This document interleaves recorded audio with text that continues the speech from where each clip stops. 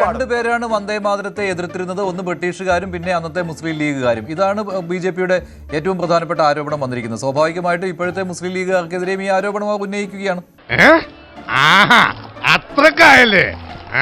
ഇന്ന് രാജ്യത്തിന്റെ 80ാം സ്വാതന്ത്ര്യ ദിനം ആഘോഷിക്കുന്ന ഈ നല്ലൊരു ദിവസത്തിൽ രാഷ്ട്രപിതാവ് മഹാത്മാഗാന്ധിയെ കൊന്നവര് RSSകാരും BJPക്കാരും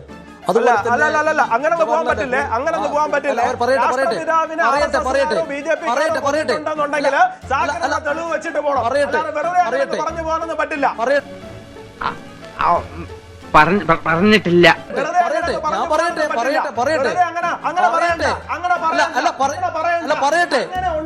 മഞ്ജുഷേ, അല്ല ഈ മഹാത്മാഗാന്ധി 12 പ്രതികളുണ്ട്. അല്ല യുവരാജെ, മഹാത്മാഗാന്ധിജിയെ കൊന്ന വെടിവെച്ച് കൊലപ്പെടുത്തിയ കേസിൽ 12 പ്രതികളുണ്ട്. ഈ 12 പ്രതികളും ഹിന്ദുത്വ തീവ്രവാദികളാ. അല്ല ദൈവമേ, മൂർഖനെയാണല്ലോ ചവിട്ടിയത്. നിങ്ങള് ലാഹോറിലേക്ക് വണ്ടി കയറ്റി വിട്ടു എന്ന് പറഞ്ഞാൽ നിങ്ങളെ തറവാട്ട് ഇതാണോ ഇന്ത്യ? മനസ്സിലാക്കി. അല്ല ഒരു അല്ല നിങ്ങൾ നോക്ക്, ഞാൻ നിങ്ങൾ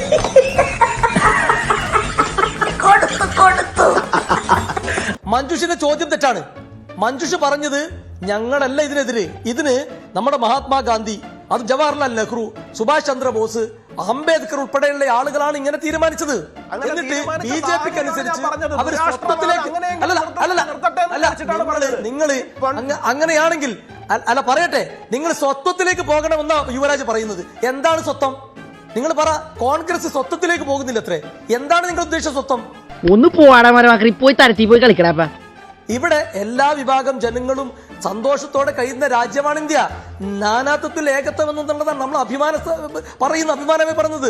അതിൽ നിന്നുകൊണ്ട് രാജ്യം വളരെ നല്ല രീതിയിൽ മുന്നോട്ട് പോകുമ്പോൾ അവിടെ വിഷം കലർത്താൻ BJP ശ്രമിച്ചിട്ട് കാര്യമില്ല, വിജയിക്കില്ല. എന്നിട്ട് അയോധ്യയിലെ രാമക്ഷേത്രം നിർമ്മിക്കാൻ നിങ്ങൾ ഒരുപാട് ബാബരി മസ്ജിദ് തകർത്ത് രാമക്ഷേത്രം ഉണ്ടാക്കിയിട്ട് ആ രാമക്ഷേത്രം നിലകൊള്ളുന്ന ഫൈസാബാദ് എന്ന പാർലമെന്റ് മണ്ഡലത്തിൽ ലക്ഷക്കണക്കിന് വോട്ടിനാണ് BJP തോറ്റു തുന്നമാടിയിട്ടുള്ളത്. ഹൈന്ദവ മതവിശ്വാസികൾക്ക് എതിര് തന്നെയാണ്. അതാ ഞാൻ നേരത്തെ പറഞ്ഞത്, BJP വേറെ, ഹൈന്ദവ മതവിശ്വാസം വേറെ. ഒലക്കയോ? അത് രണ്ടും ഒരിക്കലും ഒരുമിച്ച് പോകില്ല. മതത്തിനെതിരാണ്.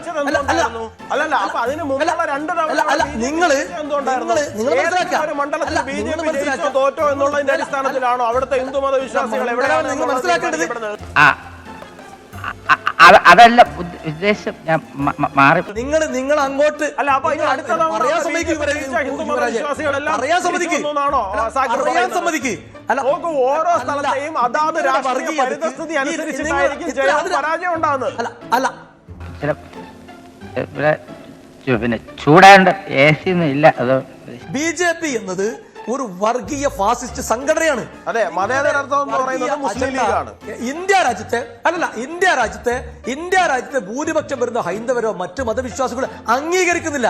അതിന്റെ തെളിവ് കൂടിയാണ് ഈ വന്ദേ മാതരത്തിലും ഇന്ത്യൻ നാഷണൽ കോൺഗ്രസും ജവഹർലാൽ നെഹ്റു, മഹാത്മാഗാന്ധിജിയും എല്ലാവരും സ്വീകരിച്ചത്. ഭയങ്കരം തന്നെ.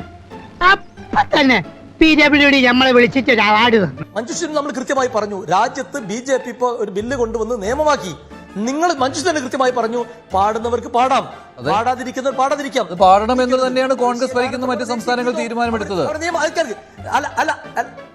അല്ല അത് അവര് മറുപടി പറയട്ടെ. അതിന് ഈ യുവരാജ് പറഞ്ഞ വസ്തുതാവിരുദ്ധമായ കാര്യങ്ങളുണ്ട്. അല്ല, അത് ആര് മറുപടി പറയട്ടെ എന്നാണ് ഷാക്കിറെ.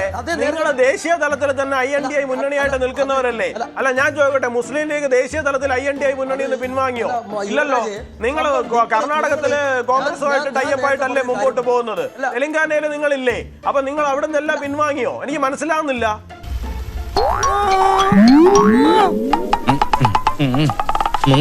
നിങ്ങൾ ഉദ്ദേശിച്ച രാമക്ഷേത്രം അത് പള്ളി പൊളിച്ചുണ്ടാക്കിയതാണ്.